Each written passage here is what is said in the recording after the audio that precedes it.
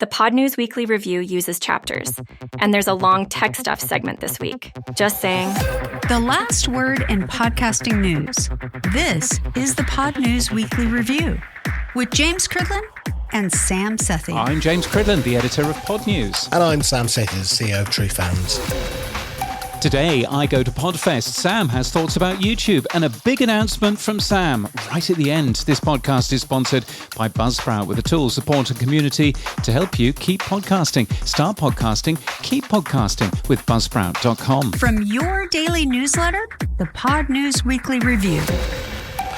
Now, I was thinking in my head just there, I'm leaving on a jet plane. I don't know why I had that song in my head.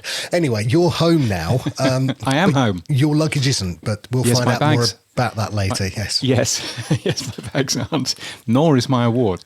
Right. So, naming those two things. A, where were you? And B, what was the award? Right, I was at Podfest, which was for much of last week in a freezing cold Orlando in Florida. I have severe issues with the temperature that the United States gave me. The award was the Podcast Hall of Fame. Lots and lots of very important people have that. And now they've debased the whole thing by giving one to me, along with a number of other people at the ceremony as well. Mr. Asquith was there as well. How was he? Yes, Mark Asquith was there. It was a strangely emotional evening, actually, because we were saying goodbye to Dan Miller, who was a very popular podcast who passed in January 2024. And of course, the awards also remembered Todd Cochran, who passed away in September. And I was, it was touch and go whether or not I would get through my speech. I've kind of been thinking, do I put my speech in this podcast? And then I'm thinking it's probably a bit over the top, so let's not do that. But you can watch it if you would like at podcasthall.com, which is the website. And I am the second person up. Nice. Now, how was the event itself? It was really good. It was a really good event. I mean, I say, it was an emotional thing. There were ups, there were downs. We laughed, we cried, but it was a good event. I think probably star of the show was Dave Ramsey, very well-known radio presenter. So in my speech, I say, "What a crappy job being a radio presenter is," and then I thought, I heard something there, but I'll just carry on. It was probably somebody on Dave Ramsey's table, because he is a very rich man from being a radio. From being a radio broadcaster. But anyway, he led tributes to Dan Miller, and he did that really very, very well. So that was good. Julie Samuels was also there. She was an attorney at the Electronic Freedom Foundation, the EFF. And to a point, we owe podcasting to her because there was a patent troll who for 3 years was busy suing people, and some people were paying up because they're stupid, and other people weren't paying up and saying, no, we should be taking this to our lawyers and doing stuff about it. And Julie Samuels was the lawyer who managed to shut them down. So That was a fascinating story, one that I'm going to write up for the Pod News newsletter. So she was there. Paul Colligan was there from the Podcast Partnership, who is an excellent person who's been involved in podcasting all the way through, along with many, many other people. And it was a really nice night, actually. It was a night of the stars and really enjoyable. So, you can watch the whole thing. Congratulations to you, by the way. Anyway. Well, thank you. Moving on. Now, Goalhanger seem to be in the news all the time at the moment. If it's not organising an event, launching a new podcast, they're now talking about having 250,000 paid subscribers, paying about £6 a month, £60 a year. That's roughly $8 or $80 a year, which tells you that the company earns around $20 million a year from paid subscribers. That's pretty impressive, really. It is pretty impressive, yes. So that was announced on The Media Club, which is an excellent podcast from Matt Deegan. One of those excellent podcasts where It's filmed in video, but you wouldn't know when you're listening to the audio of it, because that's the right way of doing it. But yes, all kinds of really nice numbers coming out of Goalhanger. Now, of course, what I had to end up working out is, well, how much have Goalhanger lost in terms of ad revenue from this? Because, of course, they're ad-free. So does it make sense? And the answer is yes, it does make sense. If you look at the ad revenue that those subscribers were probably bringing in, then you can work it out. It's about 2 million that they've lost in ad revenue in comparison to 20 million that they've gained. So that's a good deal.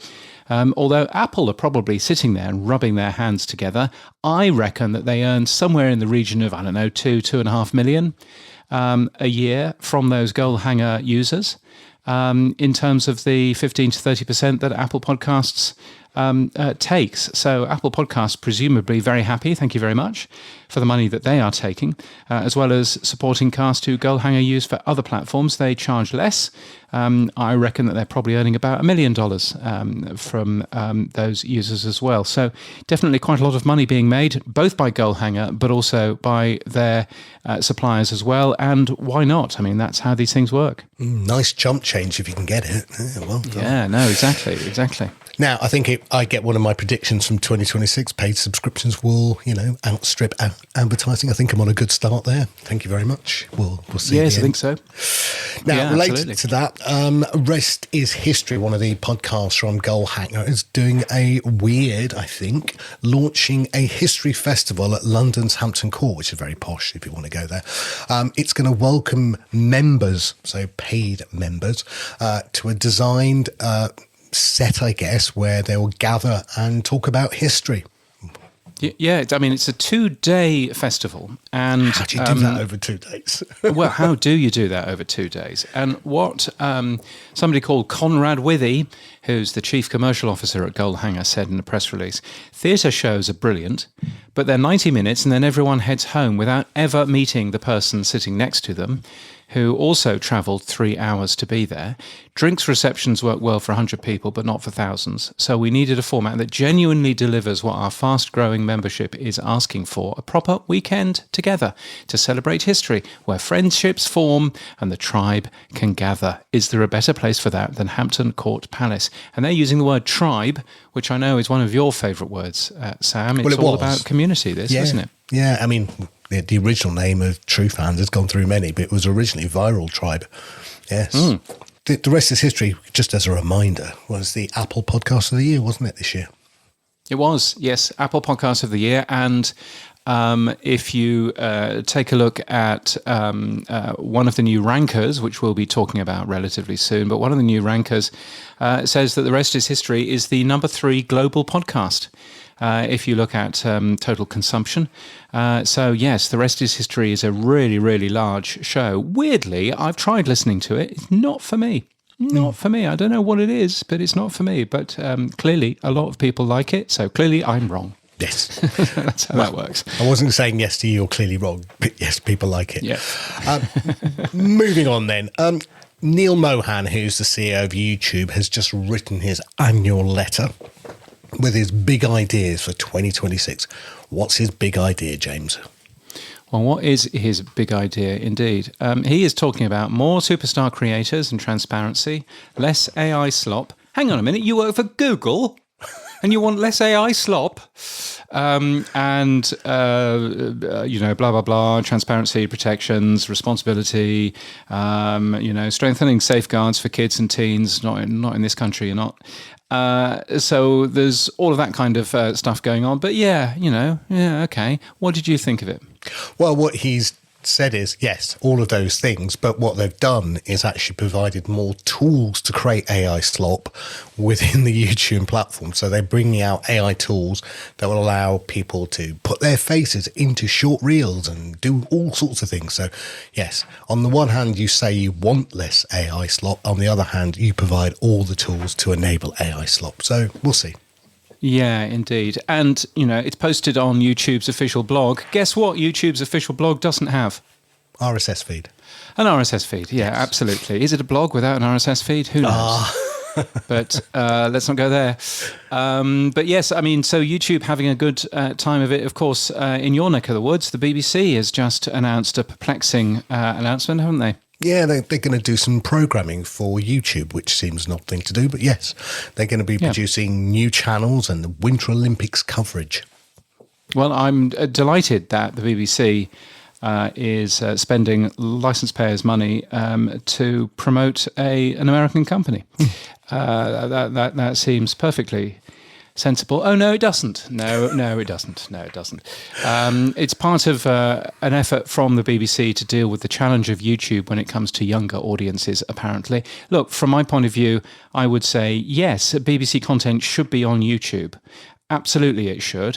For a start, the BBC News channel should be on YouTube live 24 hours a day. The ABC News channel from Australia is. Why isn't the BBC News channel there? It should be absolutely live, and that should be something that the BBC starts doing tomorrow if it thinks that its journalism is up to snuff, which it clearly does. So that's one thing. But as for making shows specifically for YouTube, yes, they'll go on to iPlayer as well, so they will be visible there. They probably won't be visible on the BBC's international website because who knows what's going on there. But in terms of that, it's just weird from my point of view that the BBC is jumping in and making stuff for somebody who is essentially a competitor. So by all means, get your stuff on there. But making stuff specifically, don't know.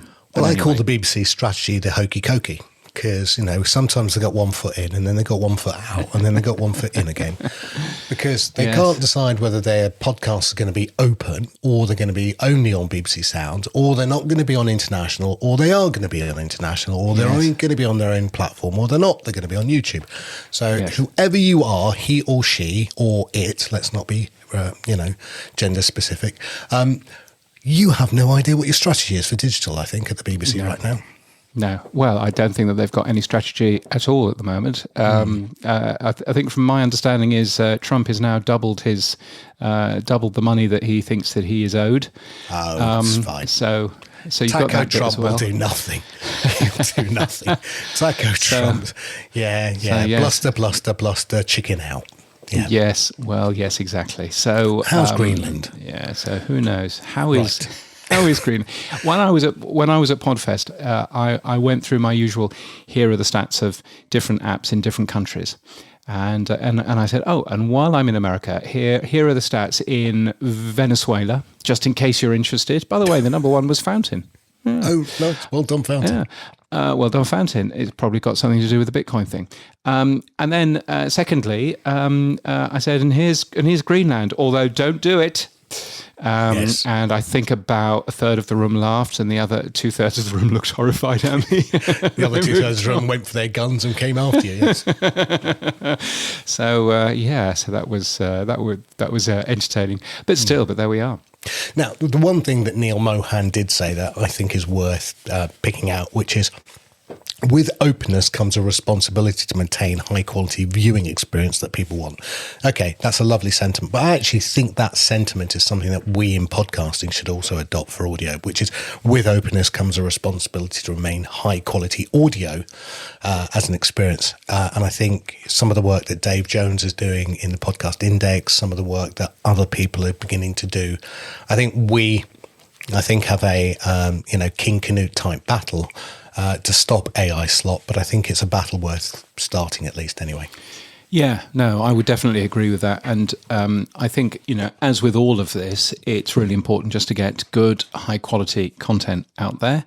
Different people have different views about what high quality means, but I think we can all agree that deliberately misleading people is probably not the best plan. So, totally agree. Now, one person you caught up with in Podfest was Rob Walsh, formerly of Libsyn. I don't know where he is next, but formerly of Libsyn. And he was saying that people turn to podcasts when there's breaking news. He says, Podcast 411, which is his podcast, said that durations for the top 200 episodes in the Apple Podcast dipped notably on the 3rd of January, and that was a Venezuela invasion or a snatch and kidnap, whatever you want to call it. But do they turn to podcasting for live breaking news? It used to be we said they turned to X for live breaking news. Is that true? Yeah, I think so. This isn't necessarily live, but this is. I've woken up. I've heard that there's been a big thing which has gone on, and I think more and more people are now jumping to whether it's the news agents, whether it's the New York Times Daily, whether it's up first from NPR, whether it's any of those shows. I think people are jumping on for a 15-minute primer on what that news story is about. So I think it's not necessarily a replacement for things like, turning on the telly and switching on CNN or Sky News or whatever it happens to be. I think it's more a case of I just want a piece of considered journalism to help me understand what's just happened. And you can very clearly see that there was a big drop in the durations for episodes in shows that day, as people were, catching up on what the capture of Nicolas Maduro meant, and all of that. So I think that was really interesting. And as Rob was saying, that's probably the first time that he's been able to actually have proof that people are now using podcasts to catch up on news. It always used not to be the case, but I think now you can really see that people are using, news shows in that way. I think we talked about it in our prediction show. Live podcasting, true live podcasting, is going to be democratized radio, I think. We haven't seen it take on in 24, 25 when we thought we would. I do think 26 now we are set. I know that Fountain are due to launch it. I know my own company, True Founds, is set to launch it. I think RSS.com went 80% of the way. I think now I hope more hosts will start to implement services that are simple enough, a la StreamYard, click this button. Do not understand Icecast, do not understand anything about the lit tag, but I just want to go live. I want to press a button and I'm now broadcasting live. I think it has to be that simple. And I think if we can get there, you're right. I think more people will turn to podcasting for live breaking news. Yeah, I think so. I mean, I think there's a difference between live breaking news, what's going on right now, and a considered piece that multiple journalists have been working on and that gives you everything you need to know in 10, 15 minutes. And I think there's a big difference between that and, turning on the BBC News channel and just watching, live information from journalists that frankly don't know what's going on. I think there is a bit of a difference there. So I wouldn't necessarily say that this talks much about live shows, but I think that, clearly you could see that there is something there for live shows as well. But I think, going back and looking at shows like the Newsagents or the Daily, where you've actually had enough time to work out what are the most important things that people should know about this moment, what is going on, that we should tell them about. I think that looking at a 50-minute podcast is actually a pretty good place to go. It's in the same way that you will still pick up a newspaper on a big news day, sometimes, just to actually get a proper précis of what's actually happened. Right. Can I just say, James, you're a complete ranker. Yes, very good. Yes. I don't mean that, obviously, but, this is the title of one of your posts, so please explain. Yes, because it was a complete ranker. It was a ranker that was complete. I don't understand what anybody has to complain about a title that just says, what a complete ranker. I did actually consider what a set of complete rankers as well, but I decided I wasn't going to do that. Yes, so this is a new ranker from Podtrac. It is a global multi-channel podcast ranker that I found fascinating, and it's well worth clicking through to on the Pod News newsletter earlier on in the week, because what it shows is it shows podcast consumption, and by that we're talking about downloads, streams, and views. So download, streams and views across media platforms and content types, including video clips.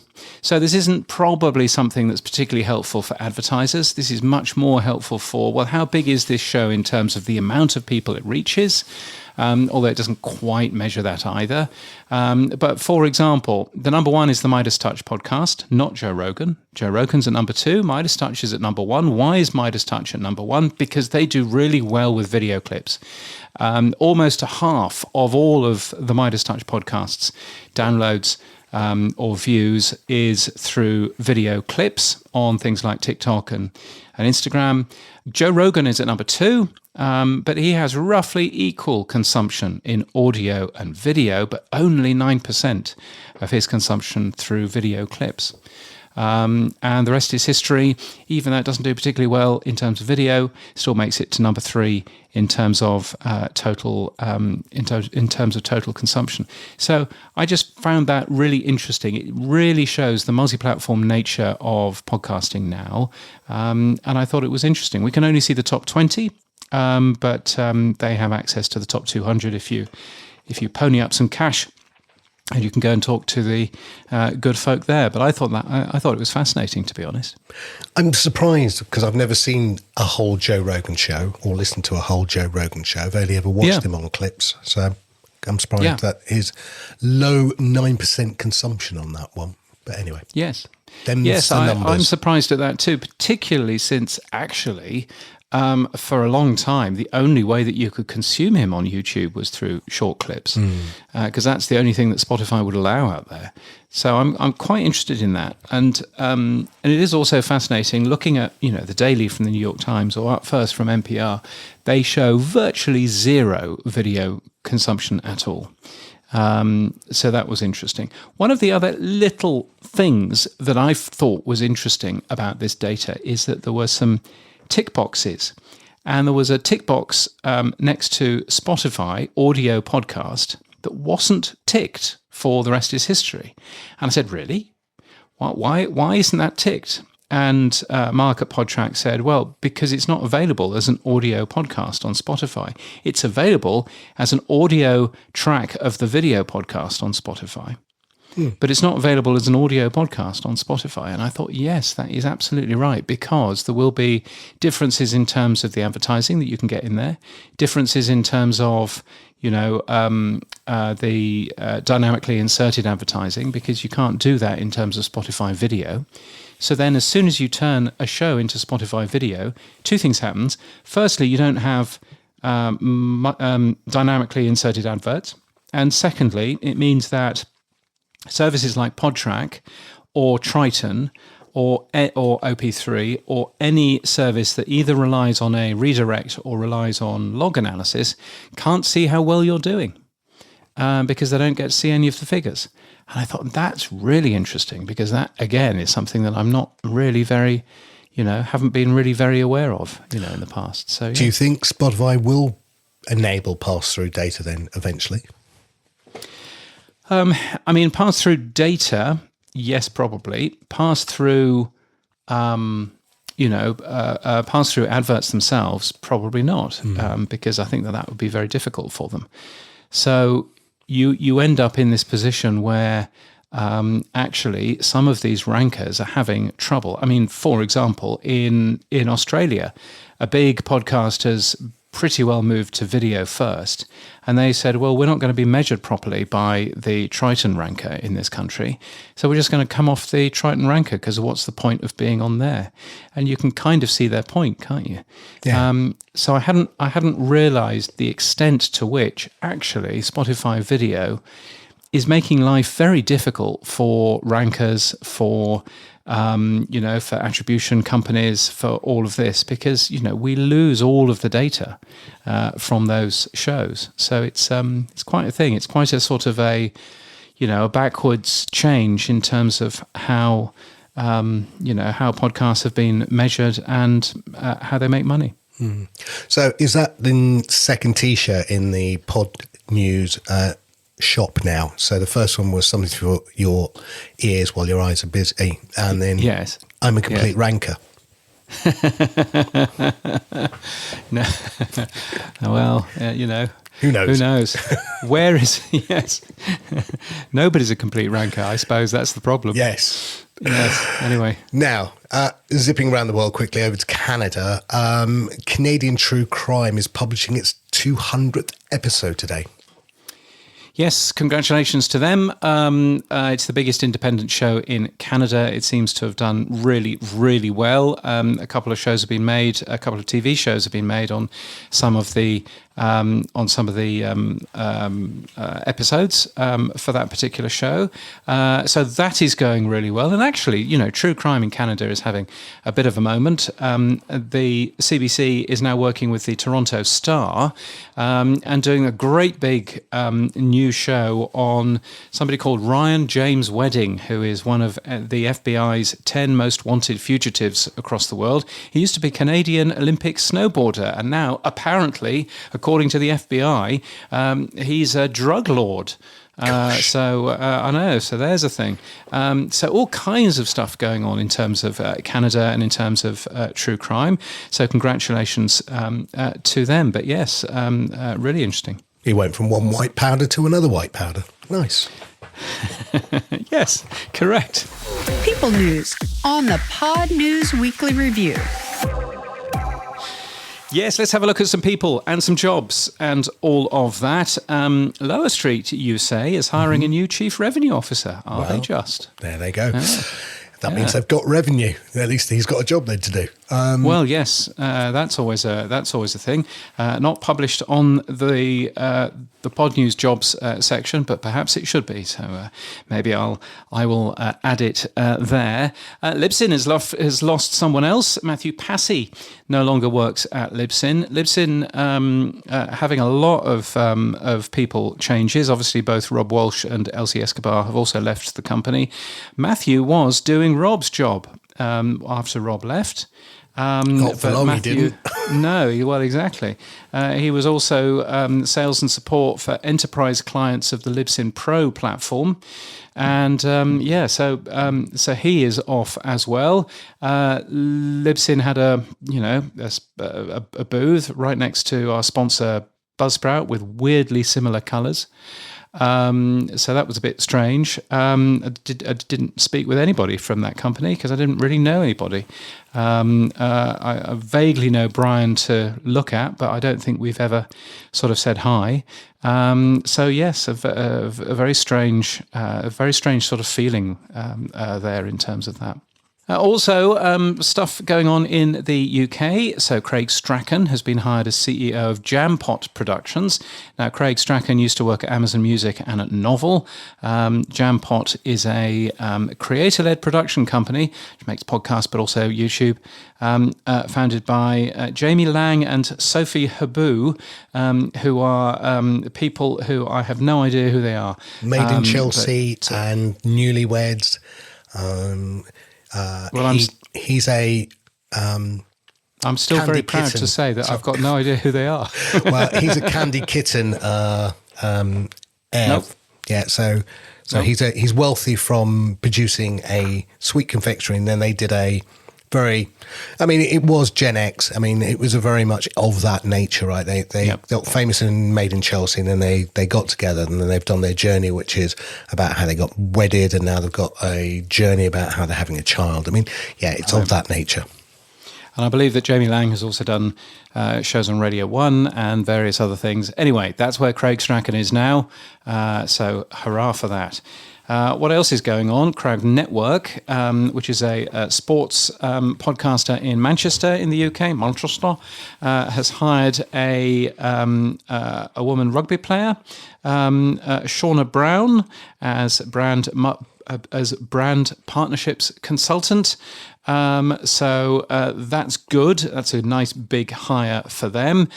Talk Sport, which is owned by Rupert Murdoch in the UK and is again a sport radio station. They have appointed their first, I believe, head of podcasts, Abby Patterson.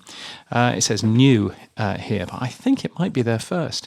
Anyway, Abby Patterson, I forget quite where she moved from, but she was a pretty big deal by the looks of things. So it'll be good to see what TalkSport end up doing in that way. Also, Flight Story has also appointed an Emmy Award-winning producer, which is very fancy, who used to work on the Oprah Winfrey Show and all of that kind of stuff. So that's all nice. Yes. Moving on then. One thing that I spotted last week, but we didn't have time to cover, was that Spotify has launched an awards hub. So you can go onto Spotify now and you can go to a current award, and you, for example, can go to the Golden Globes and you'll see the podcasts for that nomination or the winners. This sounds like a brilliant idea. Why didn't you do this, Sam?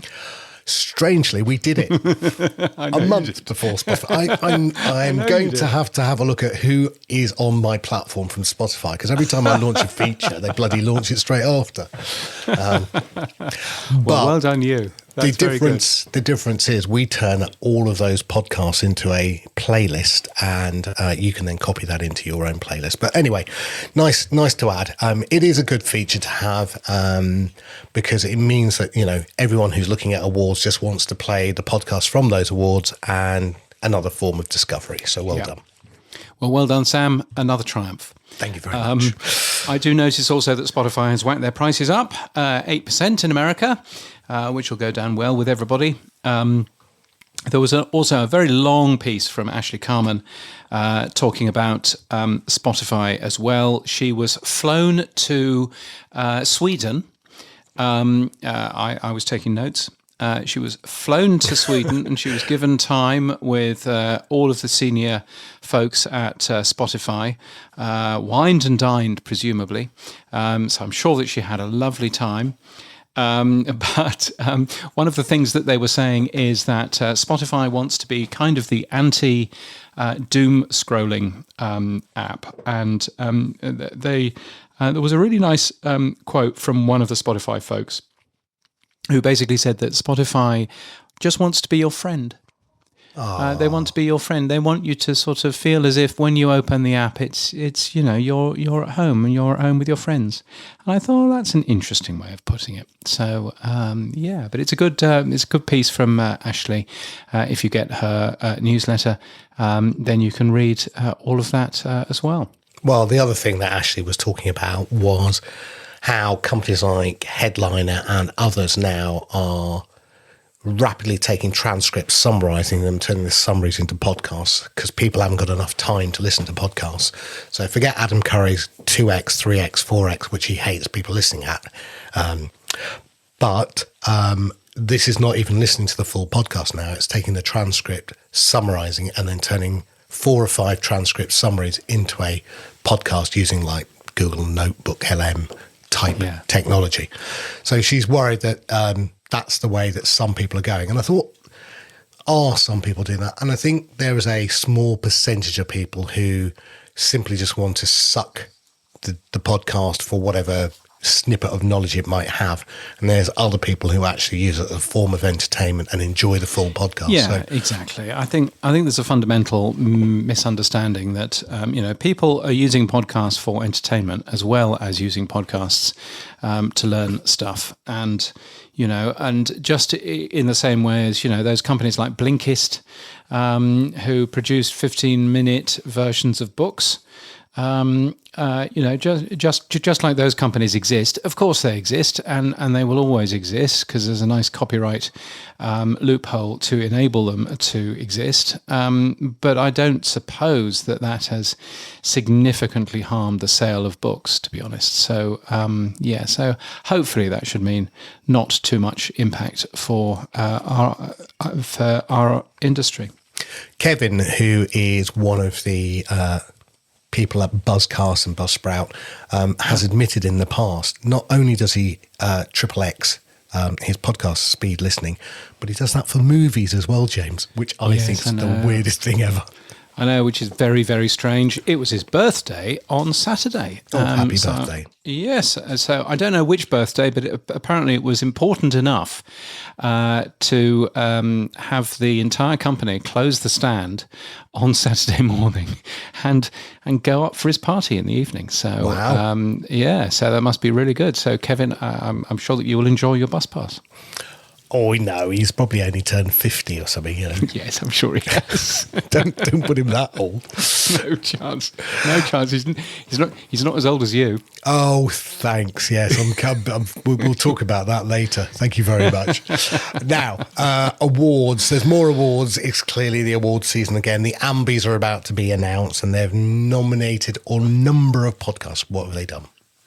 Yes, so the Ambies do have some exciting nominations there. Call Her Daddy is in there, Crime Junkie, Pod Save America. And there are 227 nominees, so who knows? There must be a fair amount. That ceremony is scheduled for February the 23rd. It's part of the On Air Fest in Brooklyn for the first time. So that will be exciting. That coincides with On Air Fest, obviously, and the Podcast Business Summit, which is an invite-only thing. I've never been to one of those. It's very much Bloomberg's thing, and so I wish them all the best with that. But that is happening in the United States in February. So enjoy if you are off to that. Acast doing a couple of things, including an event for podcasters in Singapore. It's close to Clark Quay. In early February, it's called Monetize the Mic, Podcasting for Creators. And Timmy will be there from Acast in Singapore. Adam will be there from Acast in the UK. I hope he comes with subtitles. Can't remember whether Adam has a Scottish accent or a Yorkshire accent, but either way. So I'm sure that's going to be good. Also, tips to make money podcasting as well. And it's free for you to go to if you are in Singapore and an up-and-coming podcaster. And there is also Podcast Movement Evolutions, of course, which is at South by Southwest this year. There's a bunch of details about the event. There's a morning keynote from YouTube. Now, I'm not going because it clashes with something else that I'm doing, but that should be pretty good. And I can't say anything about the Podcast Movement New York event yet. I am not involved with it, but I do know that that a date has been set, which is great. I do know what the venue is. I'm not going to say, but all of that is in hand, which is really good. So the sooner that we can talk about that, the better. I believe that we should hopefully get Brian Barletta on from Podcast Movement and from Sounds Profitable, and we can learn a little bit more about that over the next couple of weeks. Now, this is one that you've highlighted in the past. Podcastathon has crossed a significant milestone with more than 2,000 podcasts. Remind everyone, what is Podcastathon? Yeah, so Podcastathon is it's a charity podcasting initiative. So basically, if we were going to take part, Sam, we would dedicate one whole episode of this show to a charity of our choice, and we would talk about that charity, and we would talk to some of the people who are involved in that charity, and we would try and get people to give to that charity and all of that sort of thing. That's basically what it does. It's a really good thing. It's growing and growing and growing, and has done over the last 3 or 4 years or so. Doug Downs has written a great piece for the Pod News newsletter, which you can find in that over the last couple of days, and doing very, very well. So hurrah for Jeremy and for everybody involved in that event. The tech stuff on the Pod News Weekly Review. Yes, it's the stuff you'll find every Monday in the Pod News newsletter. Here's where Sam talks technology. We didn't do one of these last week, Sam, because we ran out of time. So we did. Doubtless, we've got 4.5 million things. It's just a reminder. No, I looked through it and I cut all the stuff out. I thought, no one needs to know. There you go. No one needs to know. It was last week's news. No one needs to know about it. Yeah. But let's start with this week's then. You had a little conversation over a beer or 3, I would guess, in Podfest about something called the RSS comments tag. Tell me more. Well, in fact, it's a comment. It was a conversation not over beer, much to my sadness. Rob Greenlee doesn't drink. Daniel J. Lewis doesn't drink, as far as I can work out. Dave Jackson doesn't drink. Rob Walsh doesn't drink. Wow. So, I wasn't going to be the only person Let's get the party started. to have a foaming beer in front of me. Everybody else was having tap water. But still, we were talking about comments and how useful and important comments are because, of course, in YouTube, front and center are the comments, right in the player. So you can't really miss the fact that there are comments there. And one of the excitements that we were all talking about is that people are very excited about YouTube because of that community aspect that we don't have in terms of podcasting. And so we were all saying, wouldn't it be brilliant to have some form of comments in apps? And and I put forward an idea that I'd had, but clearly haven't written down anywhere, or if I have, I can't find it. An idea that I had of essentially a very simple way of doing comments that would essentially fit with absolutely any comment system that anybody wants to build. That's all absolutely fine. If you want to, moderate comments, then that's absolutely fine. You can do anything you like as long as you just transform the comments that you have into a standard JSON file. And away you go, job done. And it's up to you as to how you put those comments together. And perhaps we produce some, JSON producers that can automatically pull from other places. But however it is that we end up doing it, having comments that appear in podcast apps, maybe you can't post from podcast apps, but at least can see them in podcast apps will be a super useful thing. So, so I think we've got a rough agreement of a way forward. Okay. I think that people understand what it is that we should be doing, and I suppose I have to write it up now. Yeah. Slopey shoulders and all that thing. You've taken the mantle on, I think. Yeah, but I think, from my point of view, I just want something which is really easy for podcast app developers to code, so that you can actually see the things in there. You can see the comments in there. You might not be able to post a comment directly. That I think is probably something that we just need to, to understand. But I think being able to just see comments in whatever app you're using is probably a great plan. So so we will, I'll write it up somewhere, and then people can do absolutely nothing about that, as they've done nothing about any of the other comment systems for the last 5 or 10 years, seemingly. But that would be a good thing, I think. Yeah, one of the things I do want to say is, with my own platform, we do support the social interact tag, right? So the social interact tag is, it's not comments within apps being shared, but what it was, or what it is people putting comments on Mastodon or other social platforms, and we pull them in. So we do it from Blue Sky, Threads, Mastodon. We don't do LinkedIn, but fundamentally you can go to several examples that I could list where, one of the people who's very good at doing it is David Marsall, where it will show you a set of comments made on social media aggregated within TrueFans in the comments section. Are you suggesting with this comments tag that we would be then sharing comments from apps so that I could see comments in Podverse or Fountain or other apps? Yeah, absolutely. So what I'm saying, and it's interesting, I've just found out where I did write it up, and I was actually talking about using RSS for comments as well. Who'd have thought it? But actually, I think it's probably easier just to use JSON. And away you go, because I think there's there's a little bit of over excitement there. But yes, so I'm talking very much about you can use anything you like to leave comments, but all that we need from you is a standard JSON format of those comments. So it's up to the podcast host potentially to do that, and the podcast hosts can run comments, or you can do that through other platforms as well. But all you need is something to transform whatever those comments are in into a JSON format so that they're easy for a podcast app to then show. And it's really then up to any podcaster what comment system they want to run and everything else, and just make that visible and make that available, in that way. Reading the spec that I did end up rewriting, actually using RSS weirdly works fantastically well.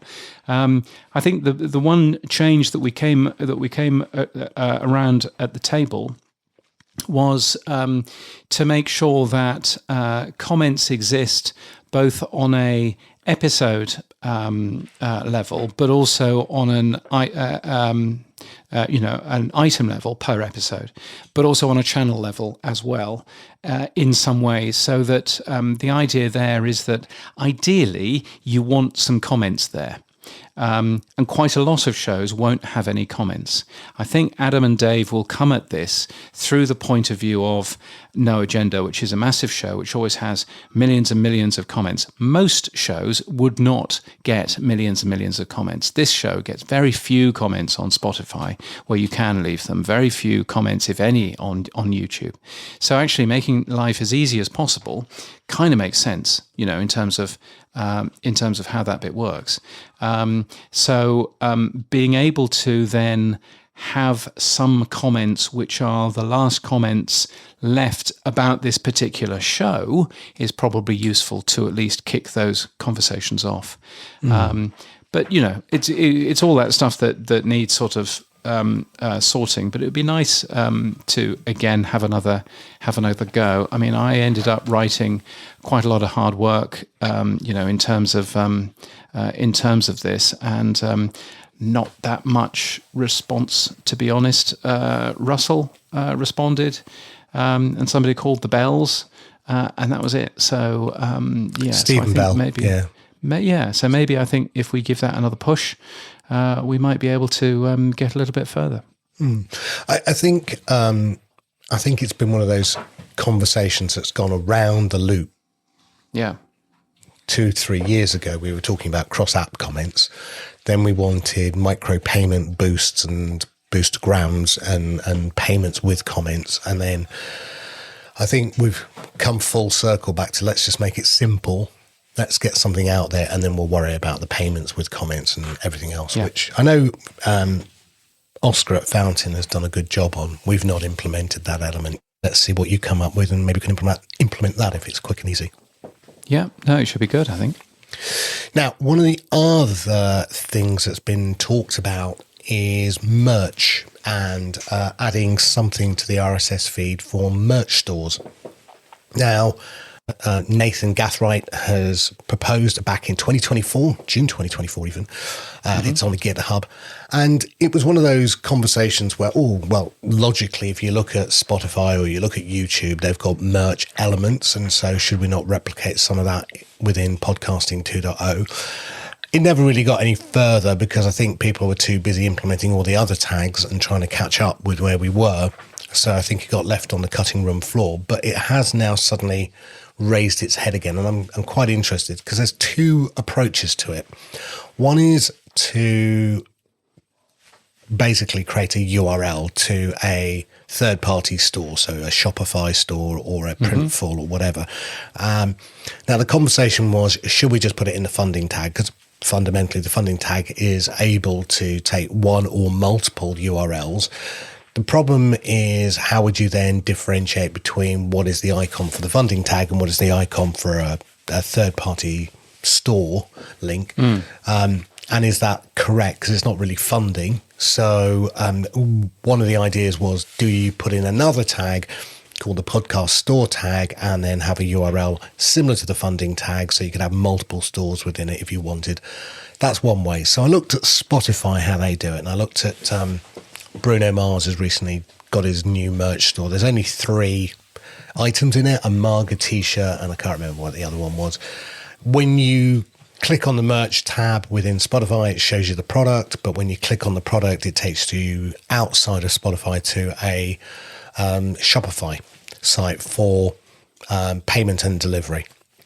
which makes a lot of sense because that's one of the biggest challenges. We could implement a hosting solution which would say upload product description, price, etc., etc., etc.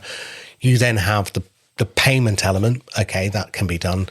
But the delivery element is always the trickiest part. I've done this before in the past. And what you've got is, does the post office have a 2 kilogram limit?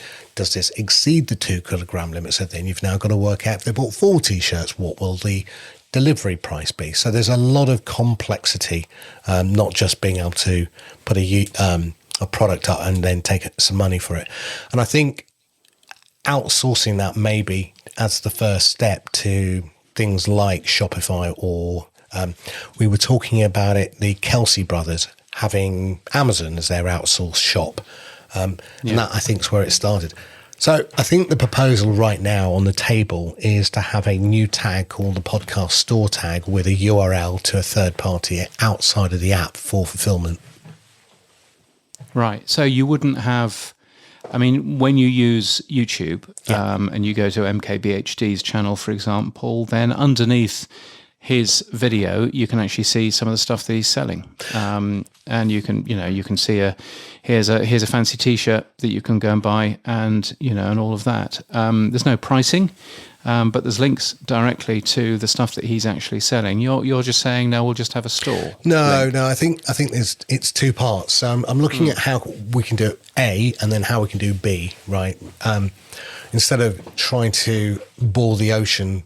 So the quickest way of doing it, when I looked at it for myself at True Fans, was we could just extend the RSS feed with a podcast store with a URL like the funding tag, so that you'll see an icon on the podcast page. I'll have a shopping cart icon. You click on it and you go out, right? So that's just, quick, cheap and dirty a way of doing it. The second way, of course, is then hosts have to then allow you to have an upload of product description and then a URL link out. And that can be done. It's just, I know that's going to take a little longer to do. So I just was looking at how do we do it really quickly, A, and then, yes, replicate what YouTube and Spotify do by showing product and then allowing the full fulfillment of that. Again, that's all they do is externally allow the full fulfillment because you've got sizes, you've got but all of the fulfillment isn't something that we need to worry about. We're linking to a shop, and that shop can deal with all of that. So we don't have to worry about any of that stuff. But what we do need to worry about is who, if this is going to be coded into a ton of podcast apps, who earns money from that? Because if the podcast apps aren't going to earn any money from that, this sounds like quite a complicated thing to achieve. Well, do I earn money from the funding tag? No, because if I pass you through to Patreon, or I pass you through to buy me a coffee. But it's just a link. Exactly, Whereas so it's just a link to a shop. Right, so either we have a link to a shop, which isn't a very good or exciting thing. Yeah. Or we ask our podcast hosts and our podcast app developers to spend a lot of time incorporating all of those images and everything else into their apps for no money at all. So I suppose the question is, where do we go? Where do we go? What's in it for the entire ecosystem? And I think this was the bit of genius with streaming sats. The bit of genius with, boosts and everything else is that, you could take, if you wanted to, 5% off the top. You could take a percentage of all of that goes all the way through the system because somebody was using your app.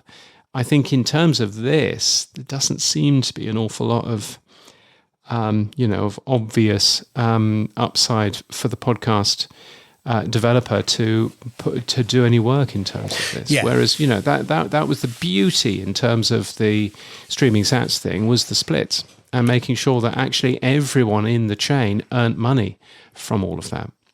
I agree, but the problem, as you know, is we are switching from key send to Ellen address, and that's causing a little bit of a hiccup. I think that having just a icon and a link out just to begin with, just to get that function going, and people actually go, oh, okay, I've added a link to my store. Because even though you build the tags, people don't put, for example, their location in, right? Because not all of course. hosts have. Or even the funding tag. Yeah, exactly. Yes. So I'm just saying, so even if we build the tag, that, it doesn't mean they'll go and fulfill it. And so I think instead of spending a lot of time as an app developer building their lovely UI that would allow for presentation of T-shirts and mugs and whatever, let's just see if anyone's going to click on the link first. Then we can go, right, as a host, I can then add this as a competitive advantage. We provide a merch store. Other hosts don't. Maybe that's the differentiator to come across to me. So that's the next thing we do. And then maybe the third step is that, we look at, okay, how do we take a little bit of, a percentage of the transaction? But I don't think we go to the third step first. I think we just have to start to take a step forward. And that's all I think we're going to do. Yeah, it's difficult, isn't it? It really is, because where do you start? Why would anybody spend the time and effort making something that the public need hasn't been shown? There's been no research into any of this, and why would you, in terms of the payment, why would you end up doing all of this? So I think it is very, very difficult, isn't it? I do appreciate that, and it's so it'll be interesting to see how quickly this happens and how easy it is to code all of this stuff as well, of course. Well, the first one is easy. I mean, and I think, it could be done pretty much by all app developers, in a half a day, right? Adding an extra field with the podcast store tag and allowing people to put in a URL to a third party like a Shopify or wherever they want, an affiliate link. That's easy. That could be done. The question is whether people will do it as a host, because it's going to be on the host side that it's done, and whether people will then fill it in. We don't know. So I think it's chicken and egg, like with all tags. You just got to do it and then see what happens. I would love to know from YouTube or Spotify how much merch they actually have as sell-through. And that would be a lovely number to know, whether they actually, the fact they've got it there, actually does anyone click through and buy. Yeah, and then the other one is with Spotify. They've got something very similar with ticketing, because they outsource ticketing to things like Ticketmaster and stuff like that. And I'm sure that they have a deal with Ticketmaster for every affiliate link out. So yeah, of course they do. Yeah. Maybe that's the model. Maybe there's a way of promoting certain Shopify stores and taking a small percentage for affiliate traffic that you send as an app. I don't know. Yeah, no, it's very interesting, and how much money is there in merch, which of course is another question entirely, and and all of that kind of stuff. So but we will watch this space, as they say. Now, Adobe have been working very hard on numerous things to do with AI, voice and cleaning up stuff and all sorts of things. Now, they've just announced that they're going to use AI to turn your PDF into a podcast, very similar to what Google, I suppose, did with Google Notebook LM, which is taking a document. But yes, you can now take your Adobe Acrobat PDF and turn that into a podcast. No, you can't. You can turn that Adobe Acrobat PDF into an audio file. Oh, yes. Slaps myself on wrist and apologises. You'll be telling me next that a PDF is a podcast. I think you're going to be telling me that next, actually. Go on. Dave Jackson thinks that a PDF is a podcast. Right. Weirdly, Apple Podcast says so as well. If you take a look at the Apple Podcast website, then Apple Podcasts actually says that it supports a number of different file sizes, file types, M4A, MP3, MOV, MP4, M4V, most of those, as you'll be aware, are video files, or PDF file formats. Now, I don't know whether you've ever tried using a PDF podcast on Apple Podcasts, but guess what? It doesn't work. Right. So don't really understand why it is still in their implementation as being valid when it isn't. I also can't actually find any podcast app that supports PDFs, even though the There are 1,718 shows with PDFs in the podcast index, I'll have you know. At least, by the way. You can go and have a look at one of them is called Breaking Bad News, which you'll find in the Apple Podcasts directory. It's not about the TV show. It dates from 2015, and it is an open university course from the UK telling you how to break bad news to people. So it's a course, an educational course. And it's fascinating because every other item in that RSS feed is a PDF, and then every other item is an audio file. So you can download all of the course materials as you work on that, except of course nobody supports PDF at all in terms of podcasting, apart from actually the Pod News podcast directory, because I thought, oh well, that'll be a 2-minute job, and so coded it. So right. Well done. We've now supported that. But yes, so there's a weird thing. Apple Podcast says that PDFs are actually podcasts, but really they're not, and please stop, is what I guess I'm saying. Moving on then. Little story I saw, and it's something that's going on in the industry that's really, I don't know, not fascinating, but something to watch. CarPlay, or Android Auto, seems to have been the flavour of all car manufacturers and how to deliver audio into the car. But there's been a backlash to it. Apple came out with Ultra CarPlay, which certain manufacturers like Aston Martin jumped on, so they can take the whole of their dashboard, and so not just the music and entertainment part, but also your fuel, your speed gauge and everything, and customize it. And then against that, Ford has taken out CarPlay and Android Auto. And it looks like BMW and Mini are going down the same road, because they've now got their own global player. It's available in 180,000 cars. It's rolling out to 300,000 BMWs and Mini cars by the end of 2026. And it is a user interface for radio shows and podcasts, but has nothing to do with Apple or Google.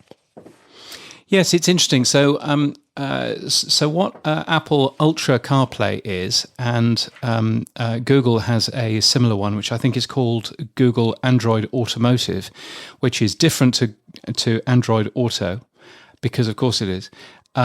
Those two systems are essentially a full operating system for your car. So you get in, and the entire car is completely running an Apple OS, or indeed a Android OS. You don't have to plug your phone in, it just works. And so that is what some of the car manufacturers are going for. Now, the backlash that some of the car manufacturers have had against Apple CarPlay and against Android Auto is that it's ceded control of the dashboard essentially to Apple and to Google. And that's not what car manufacturers want, because car manufacturers want to earn additional money from drivers once they have driven away. As a good case in point, my car has a full sat nav in there, and I could, if I wanted to, spend, I think it's $100 every 6 months or something in getting up-to-date maps for the system. And presumably MG are earning some money out of that, because otherwise why would they do it? But of course, why on earth would I do any of that when I can just plug my phone in? So that's what I'm doing. I'm just plugging my phone in. So there is quite a lot of backlash from auto manufacturers, against having all of this Apple CarPlay and Android Auto in their cars. And you can kind of understand their point. So I think BMW and Mini, they will use, I think they use Android Automotive, but I could be wrong in terms of that. But anyway, global player now producing their own version of the app for that operating system kind of makes a bunch of sense. So you can see that there's going to be more of that. And in fact, a good case in point was, until very, very recently, Elon Musk's Tesla, which refused to have Apple CarPlay or Android Auto because it wanted control over its users. Apple Podcasts made an app for Tesla. It's one of the weird additional apps that Apple Podcasts has made. Eventually Tesla has turned around and said, "Oh, okay, you can have your Apple CarPlay and you can have your Android Auto, and those now work." But yeah, it is. It's fascinating. It's a real fight for the control of the car dashboard. It'll be interesting seeing what goes on there, and and whether or not the car manufacturers will win, or whether or not people like you and me who just want to plug their phone in and play some music are going to win instead. Yeah, I think what's interesting as well. I think BMW. I mean, I was very upset when I did have a BMW. Things like heated seats and certain features would only be turned on if you paid a subscription, right? Yes. Weirdly. And my Range Rover just sent me a notification that says the in-control tracker now subscription has to be renewed or we will turn it off. And I'm like, Jesus, it's penny pinching at its best. I don't get it. Of course it is. Of course it is, yeah. And it's, but it's also, there are now more costs to auto manufacturers as well. All cars these days have to have a mobile phone SIM card in them. Auto manufacturers have bought access to data through those SIM cards. So therefore, instead of just selling a car and away you go, we are costing these auto manufacturers money because the system, because they still have to pay for this sort of thing, and they have to pay for the data, and they have to pay for, for the maintenance and everything else. So it's a much more complicated world now. Yeah, but can I just point out, I've got one of those in my car. It's an internal Wi-Fi in the car using the SIM chip, right? And it's basically 4G out. I'm like, I never bloody use it. It's totally unreliable. I've got a phone there, thank you very much, and I've got access to, 5G on my phone. I don't need a 4G SIM, which pseudo Wi-Fi's. But of course, the 4G SIM is busy reporting back to the auto manufacturer in terms of where you are, in terms of how the car is doing, all of that kind of stuff. Yeah. So it's a very different world than it was, you listen to Dave Jones occasionally talking about his Ford truck that he's fixing from the 1960s. It's a very different world these days in terms of what's in there. Now, Transistor, they have added support for the Spotify Open Access, which is basically private feed. So the idea is that you could fundamentally go into Transistor, create a private feed. You could, create a private feed, so pay for the private feed, and then have that in your Spotify app via the Spotify Open Access. Is that correct? I think I'm right there. Yes, I think so. Yeah, so you can. So Transistor has done private podcasts for a while, and now you get access through Spotify Open Access as well. Which makes a bunch of sense. I've said, and I think it's something I think will happen. I think Spotify will wake up one morning and go, we're leaving a lot of money on the table. So when we talked earlier about Goalhanger making millions from basically a subscription service through Apple channels or through supporting cast, I think Patreon has been very successfully using Spotify to put private feeds through the Spotify Open Access. And Spotify, because of the wrangle they had with Apple about the App Store, we're not charging for it. And now that they've won the case against the Apple App Store, I'd be amazed, if not surprised, that Spotify don't wake up and go, actually, all that private feed stuff that people have been doing, I think we should probably do it ourselves, actually, and make a bit more money, and not give all that money away to Memberful, Supporting Cast, or Patreon. Yeah, well, yes, maybe. We'll see. Now, Rode, people down the road from you who don't talk to you, what have they been doing? Well, I don't know, because they've not actually told me about this. Apparently it was unreleased on the floor of CES. It's the Rodecaster Video Core, which is a video switching system that integrates with your Rodecaster Pro 2 or the Rodecaster Duo, which essentially turns that product into something that will then switch video as well, which is quite nice. So it's essentially, it's a big black box which plugs into your Rodecaster or Rodecaster Duo, which is quite nice. It's got auto switching, it's got a built-in hard drive, it's got all kinds of stuff. Yes, they are going to be selling it this summer.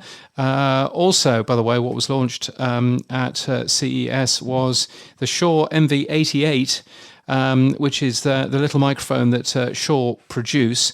But this one now has a USB-C connector on the back. It's really nice. It's a really nice little microphone. And if you've been listening to the Pod News Daily, or indeed this show last week, you would have heard me using an earlier version of that. So it's a very smart little microphone just to carry around. So that was also shown off at CES, as well as a couple of, wireless microphones and other things, which, it's all fine. But but certainly the both that new Shure microphone and the Rodecaster Video Core looks certainly interesting. Now, those developers out there who are interested, jQuery, which came out on January the 14th, 2006, is 20 years old. And to mark the occasion, they've launched jQuery 4.0. It's got a number of major releases in it. It's the first release for almost 10 years. So again, if you're using that JavaScript library, there you go. There's a new version. Yes.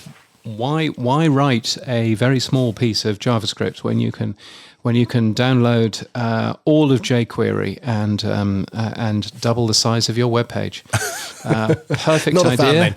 Not a fan. I would heartily recommend it. Yes. Spotify is doing some weird things with paper books that I don't fully understand, called Spotify Page Match. Yeah, I don't get this one which either. allows you to both listen to a book and then you pause, and it says, "Oh, you're on page 220 of the printed version," so that you could then pick up the printed version and then carry on from where you left off. Which will be useful to the three people who'll do that. So that's nice. Well done, Spotify. Well, it was supposed to be like Amazon's whisper mode, right?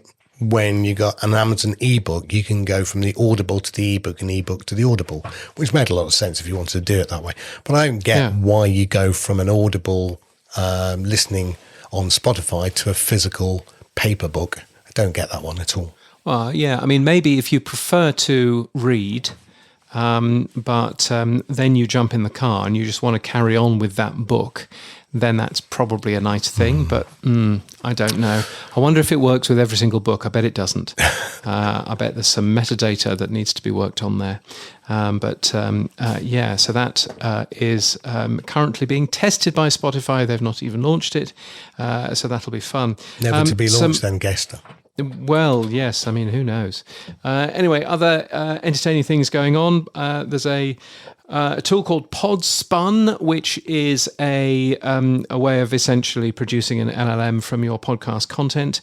So you can ask Diary of a CEO, for example, ways to reduce stress, and it'll give you 5 strategies from some of the guests on that show, which is nice. It's worth a peek, although by no means the first company to end up doing that. Podcastle has rebranded as Async. I think they're rebranding as Async because it doesn't include the word pod in there, because they're doing more and more video stuff.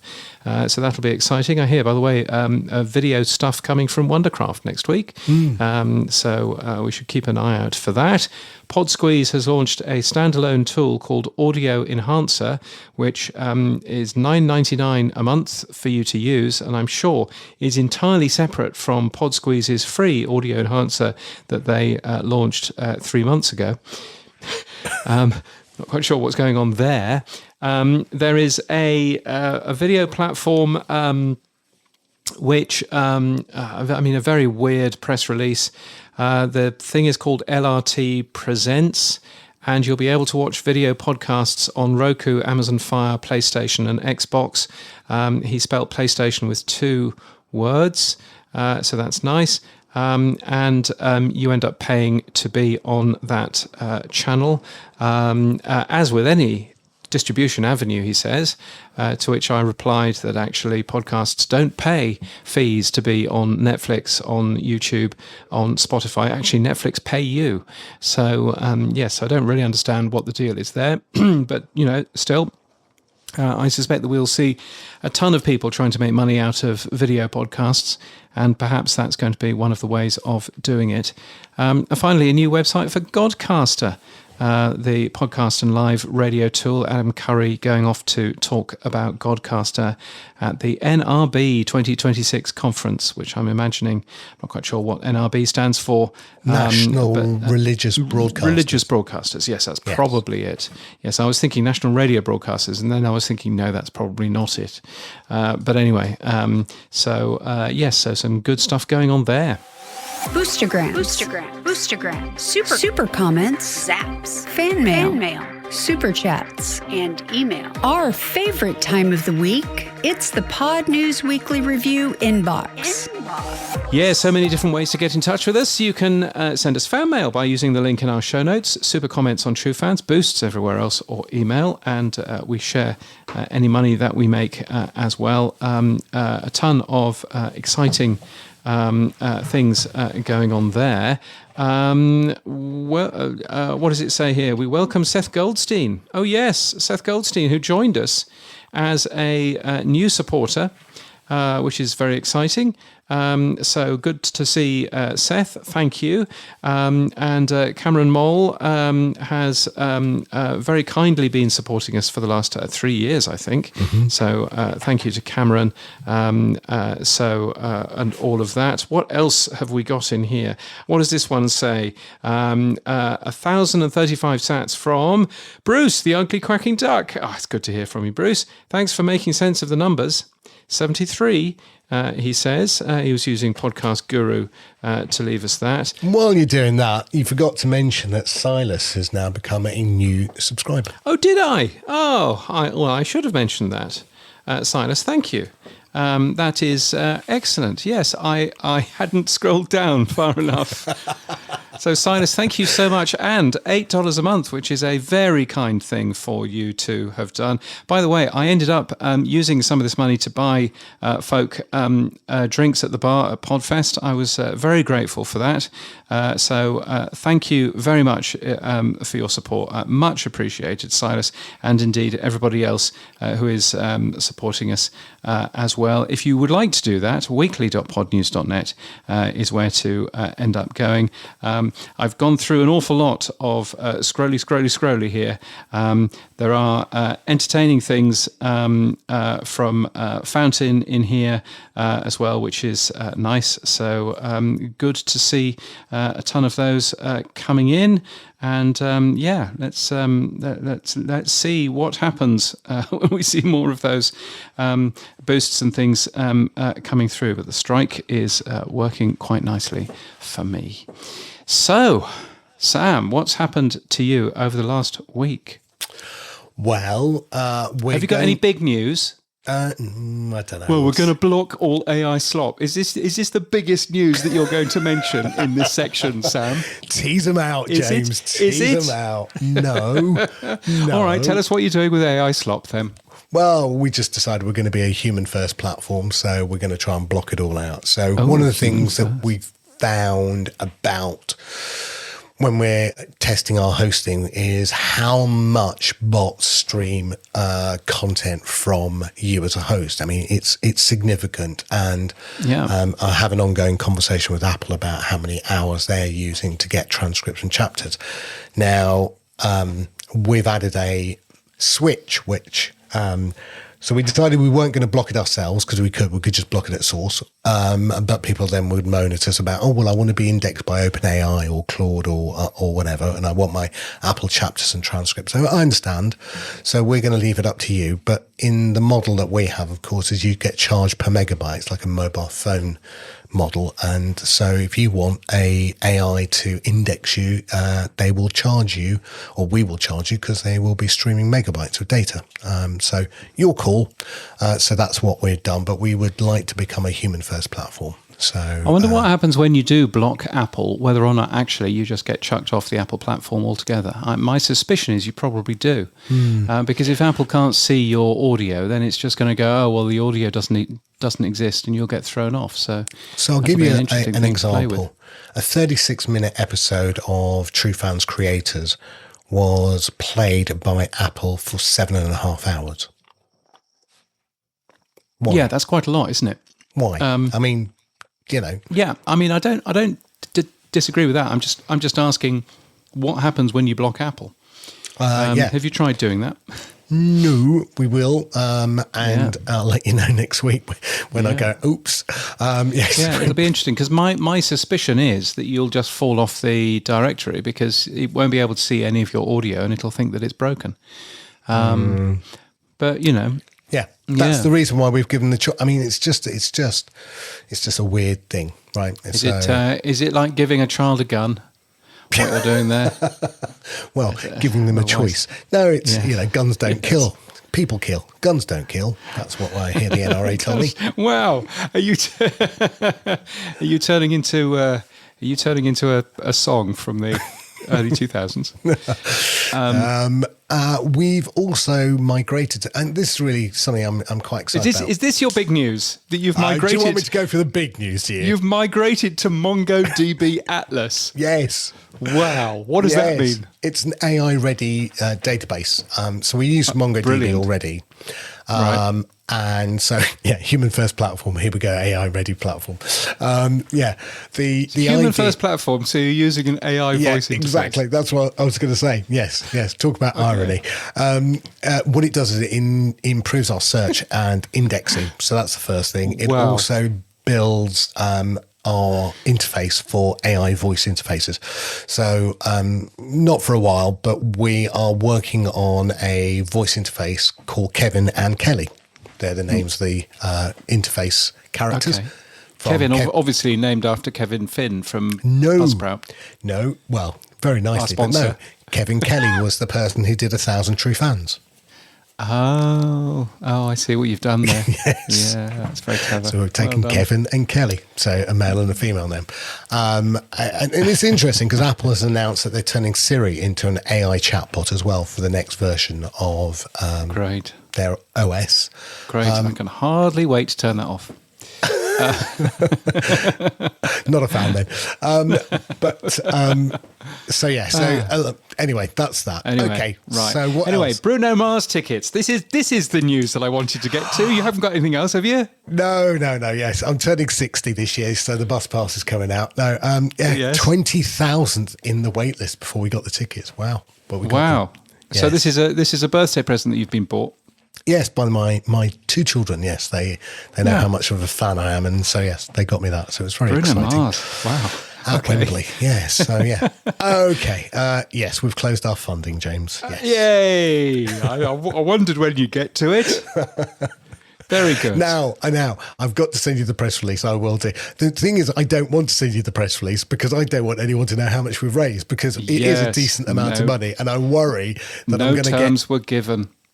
Well, no, they were, but I'm really, really not happy with the idea of putting it out into the ether because I know what's going to happen. My inbox is going to get flooded by, we're a podcast SEO expert. Oh, I want to job with you. And I'm just like, I don't want this stuff. So I don't know. I've done this in the past when you've got funding and every Tom, Dick and consultant comes out the woodwork asking for a job. So I'll send it to you, but boy, I'm not happy. I'm happy, obviously, getting the money, but I'm not happy. I can see what's coming. Coming. Wow. Gosh. And then the second press release. Well done, you. Thank you very much. I'm very relieved. Yes. Yes. 10 million valuation. I will say that. 10 million valuation. There you go. Excellent. Well, I'm looking forward to getting the press release. That was an exclusive. You heard it here first. It is. unless I publish something in the next 20 minutes. And then the other one is, we are putting our hosting live. We've got the first ones going live on Friday, and then officially we open the doors on Monday. So Excellent. I'll send you the press release for that as well. Excellent. Gosh, you've been a busy man this week. Yes. Come on then, James. What's happened for you? Well, yes, I've written another tedious trip report. If you want to have a look, james.cridland.net/blog, all about my entertaining trip to the US, where we were evacuated from the airport before I even took off.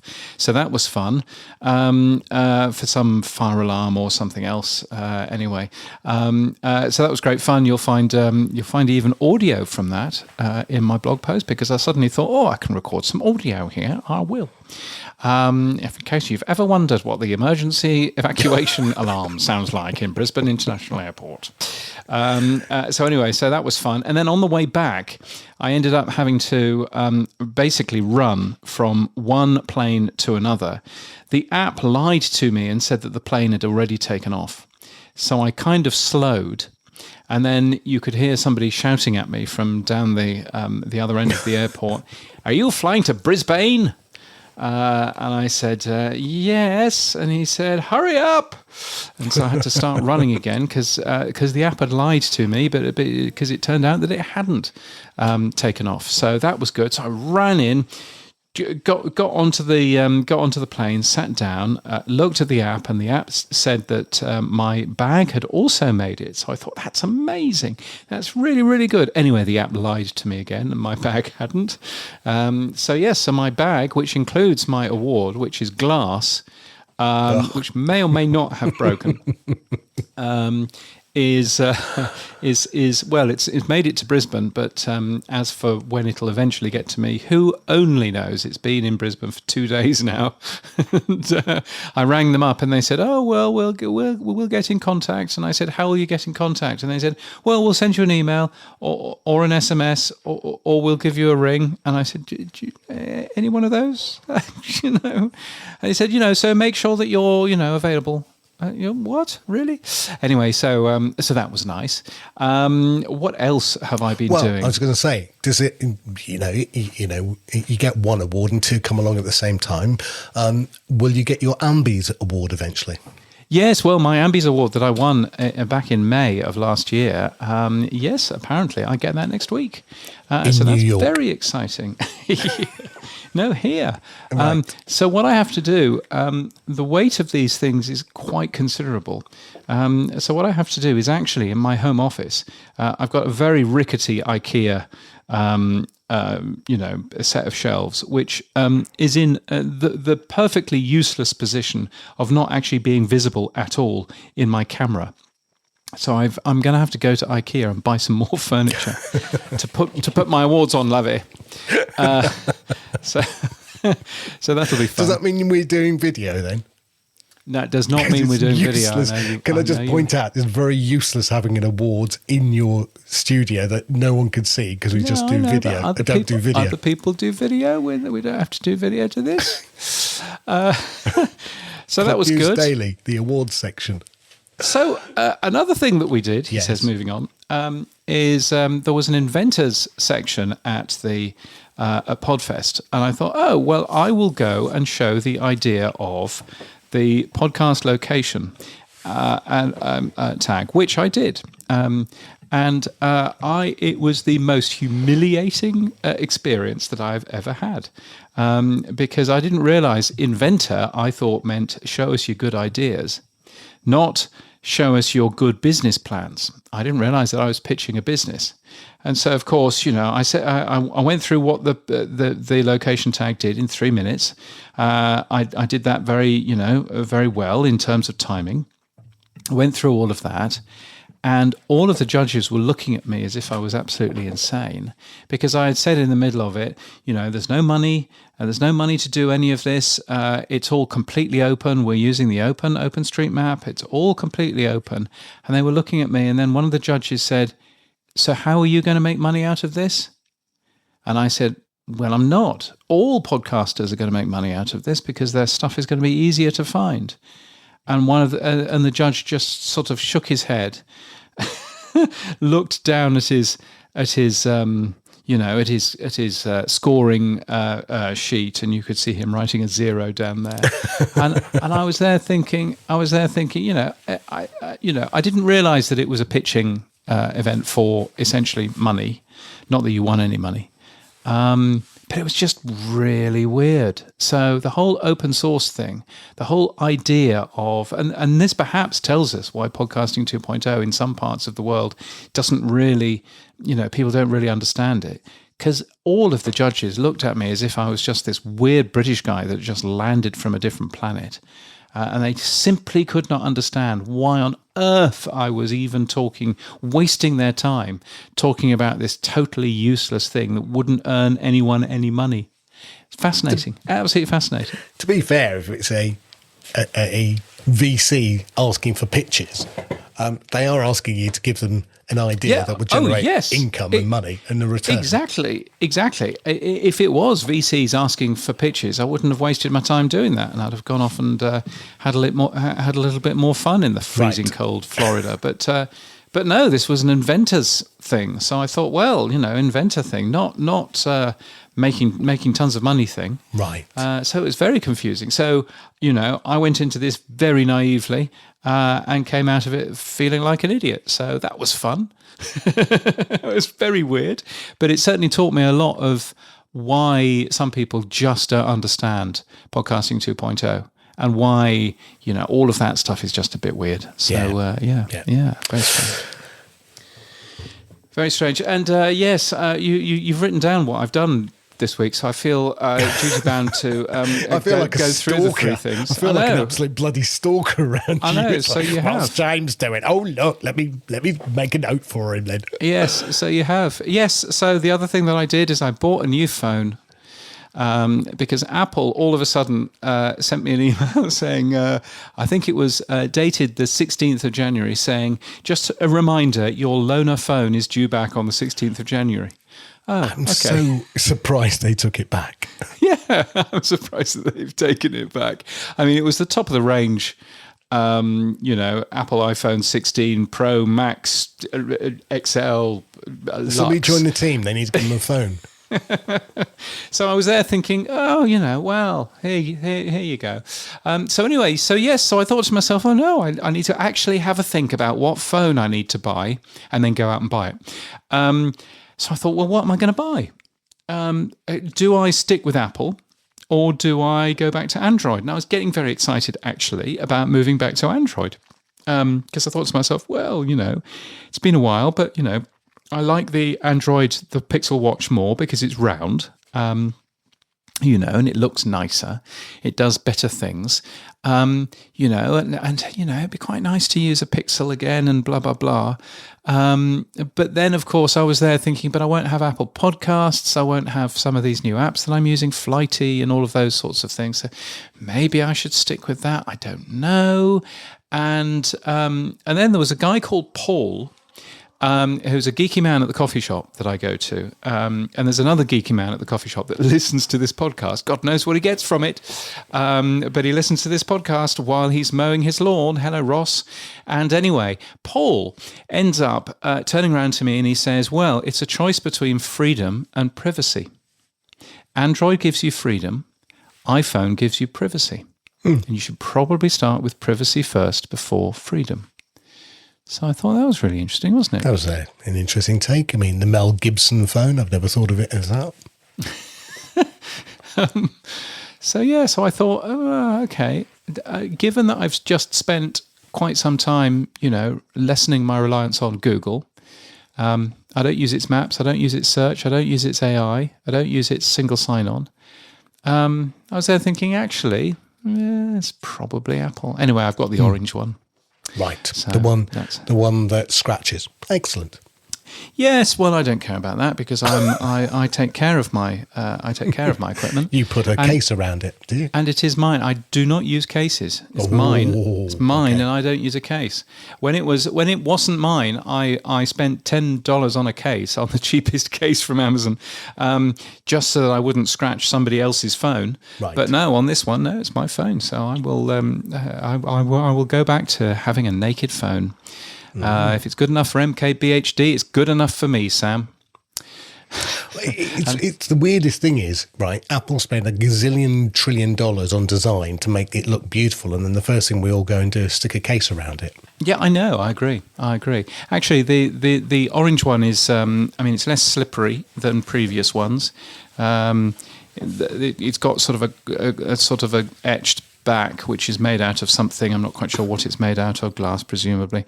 But it's it's just it feels more robust. This new build of the so I've got the Pro, not the Pro Max, but I've just got the Pro, which is still $2,000.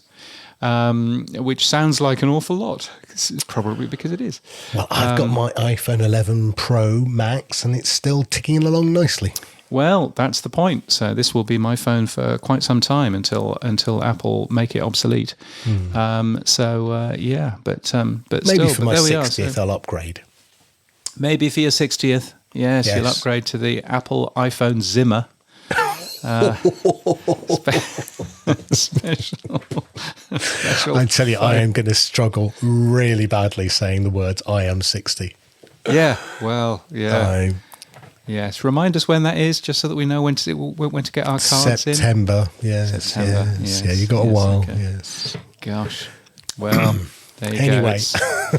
Yes. Not to be mentioned ever again. Now, moving on. I'm going to look forward to when I get to say that I'm 50. Oh no, that would be going back in time. And that's it for this week. I'm sure you're pleased to know. All of our podcast stories taken from the Pod News daily newsletter at podnews.net. You can support this show by streaming sats. You can give us feedback using the Buzzsprout fan mail link in our show notes. You can send us a super comment or a boost, or better still, become a power supporter like the 23 power supporters. Welcome Silas and welcome Seth at weekly.podnews.net. Yes, our music is from TM Studios. Our voiceover is Sheila D. Our audio is recorded using Clean Feed and we edit with Hindenburg. And we're hosted and sponsored by Buzzsprout. Start podcasting. Keep podcasting. Get updated every day. Subscribe to our newsletter at podnews.net. Tell your friends and grow the show. And support us. The Pod News Weekly Review will return next week. Keep listening.